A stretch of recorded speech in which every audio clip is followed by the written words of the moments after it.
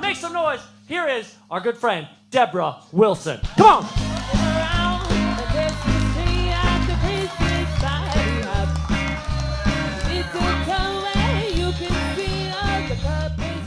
Star Wars. Yes. So that was the one where I said Star Wars Episode 4, the original film that came out, New Hope. That was the one I said, I really want to be in this business. I really want to be in this business. How many times did you see Star Wars in theaters? 47 times.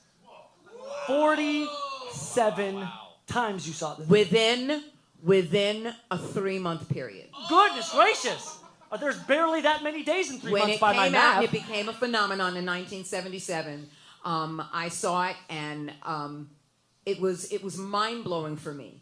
And it wasn't so much about the special effects or anything like that. More than anything else, it was the story. Now, we all see these stories of good versus evil. You know, boy loses girl, boy gets girl, boy, loses girl, boy gets girl back. We've seen all of these Hollywood stories being told, but what they're really doing is they're emulating aspects of life. And there was something about this aspect of life that was a little bit different than all the films that I had grown up seeing and all the films that I loved that were black and white. It was the same story, but something about the way it was told, which was like a serial, very much like the old serials, which is where George Lucas got inspired. It just blew me away, and something inside of me said, "This is what I'm supposed to be doing. I'm supposed to be in this business. I'm supposed to be doing this." Yes. And I will tell you how I've ended up using the Force to not only meet Mark Hamill, but work with him. Before Hollywood, before MADtv, before any of that industry stuff, while I was still living in New York, I told him that. Tell us. Okay.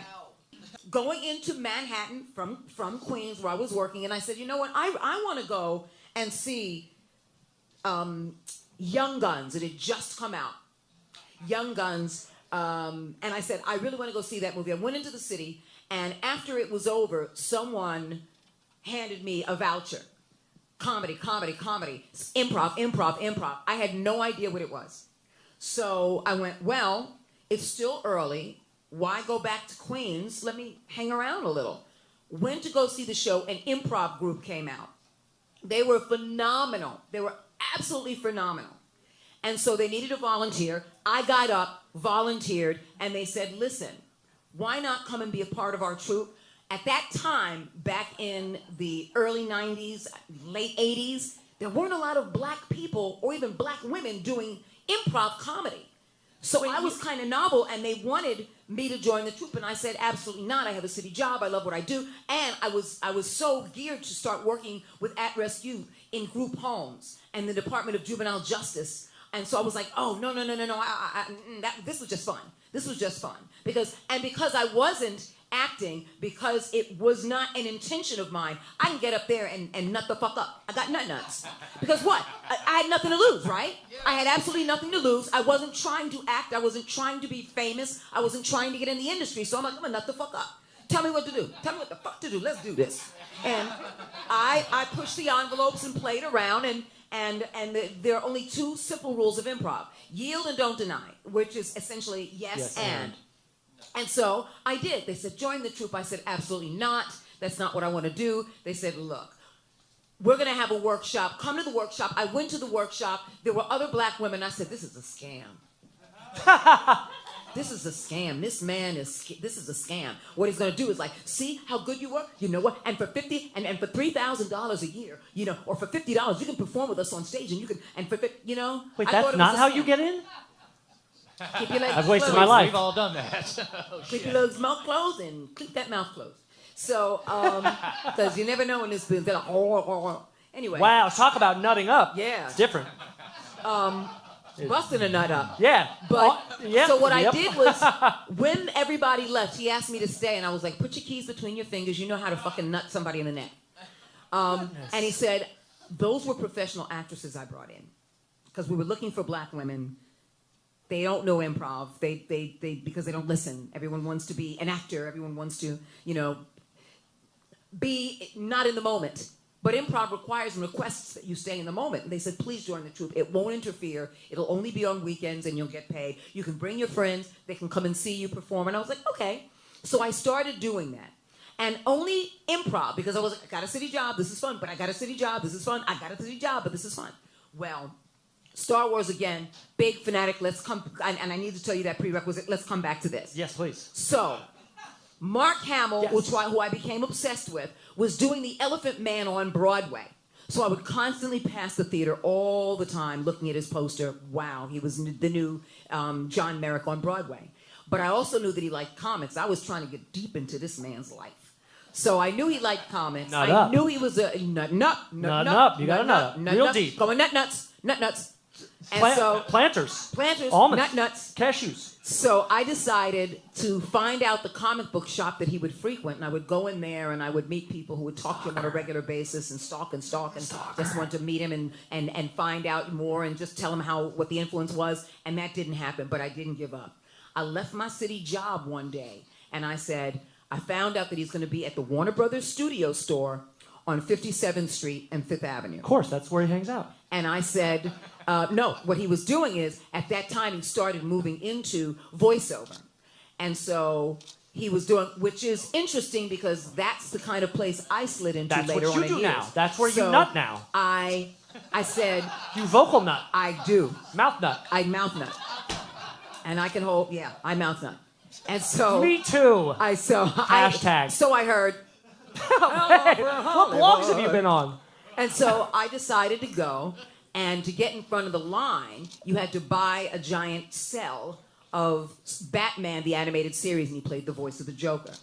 And so I spent every dime that I had to get that cell, because it was hand-signed, and it was numbered, and I got to the front of the line in order to speak to Mark Hamill, in order to speak to him and tell him, there's a vibration that was deep inside me when I saw this and I saw your performance. Now, I never got it twisted that Mark Hamill was Luke Skywalker. I wasn't that nuts. Don't get it twisted. I never got it twisted. Yeah, that's a different nuts. That's a whole different nuts. But I knew that vibration was calling me, and so... By the way, when you say that to somebody that's a celebrity that have a vibration inside of you, they call security real fast. So no, he didn't. Here's the thing. Oh, he didn't? No, because there's a thing inside of me that needs to be inside of you. The one thing he knew about me at that moment was...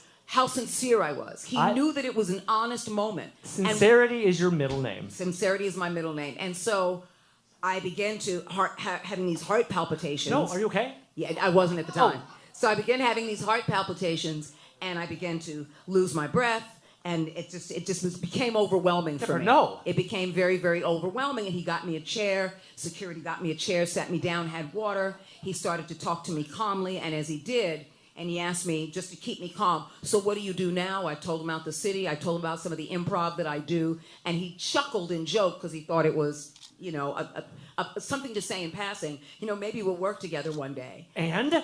The palpitations stopped. Palpitations. Oh, thanks, guy in the back that said it at the same time. Good one. Good one. Me and the guy in the back, we've got that Ray Kylo connection. And I'm your sister. They stopped.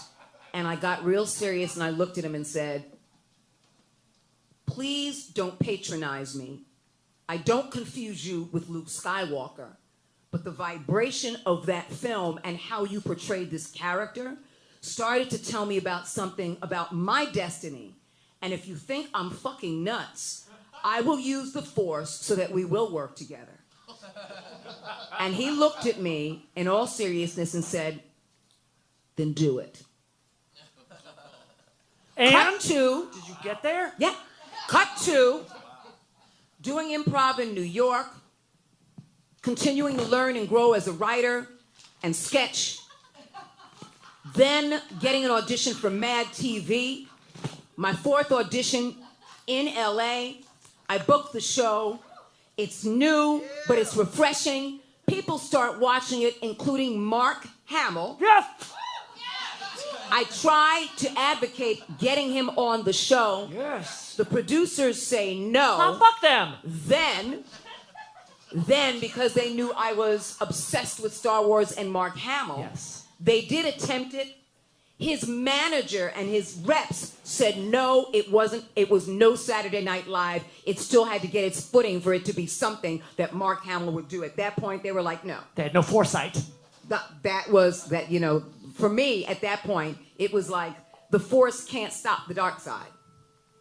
So, keep going. Yeah. So what I ended up doing is finding out, again, comic connection, that he had now done a new comic himself. It was called The Black Pearl, and it was on Dark Horse Comics. Yes. He was selling it and signing it up at Universal Studio Walk, Universal City Studio, the City Walk. Yeah. So I waited online, again, got my comic, and he had all of them signed, Forcefully Yours, Mark Hamill, but he would look up and go, what's your name? Sign it. You got a picture. What's your name? Sign it. Keep in mind, this is years later. I walk up to him, and he goes, what's your... Debra Wilson. Yes. He remembered. Debra Wilson. No, he didn't remember. He did, again, that's what I'm saying. He didn't? No, because again, he didn't know me from New York. He didn't remember me from New York. When MADtv happened years later, all he knew was that woman on MADtv. Famous the show was really funny. So I said, you may not remember this, but years ago, I said that I would use the force to get you to... He goes, oh my God. Oh my God. He goes, and I said, now it's sad that you don't want to do the show. He says, what are you talking about? I said, well, your reps said that they don't, that this show wasn't big enough. It hasn't gotten its leg yet. It wasn't SNL. Tell him. The Hollywood people they didn't tell him. Of course they didn't. No, but here's the deal. What? Because I was there, and he found out right then and there. He took out a piece of paper and pencil, gave me his personal information, said, call them. I'm doing the show. I love you guys. I can't wait to be on it. Yes. Are you two married now? He's been married to Mary Lou for over 30 years, going on 40 years. Just use the force, my friend. No, it's not. Worked for me in my monologue. Not that kind of thing, baby. Oh, not baby, that kind of baby. thing. It's not but how it's force nice works. to be able to come full circle because all of those things, from comic book to comic book, I know, the Improv standing and online Queens and waiting, Working City. yeah, and then being in front of the camera and then continuing to move into the voiceover world like he does. So it's been really amazing, and it's been a blessing. And he's come to do the show a number of times. Yes, you did it.